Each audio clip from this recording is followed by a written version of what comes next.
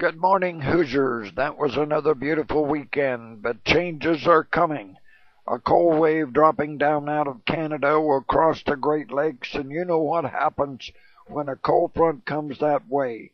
It is called lake effect snow, and we can look for some flurries maybe Tuesday or Wednesday. The high today should be around 60, and then the rest of the week will be in the mid to upper 40s, and lows will drop to around 28 to 33. Just grin and bear it.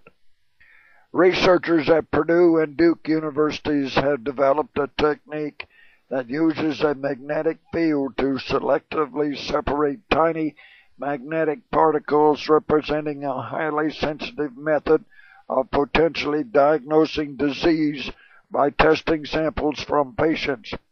Because different pathogens could be attracted to specific size magnetic particles, and the new technique can selectively separate particles by size, the method could be used to diagnose the presence of many diseases in a single sample, said Gil Lee, a professor of chemical and biomedical engineering at Purdue.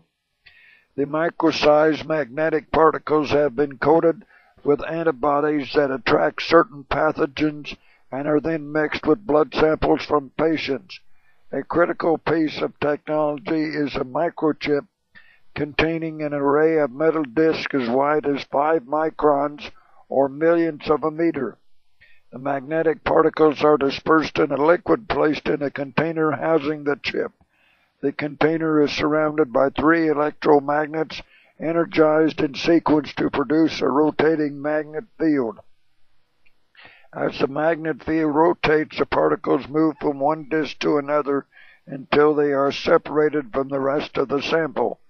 Rotating the magnet field at specific speed separates only particles of certain sizes, meaning pathogens attached to those particles would be separated from the sample by varying rotation speed, Lee said.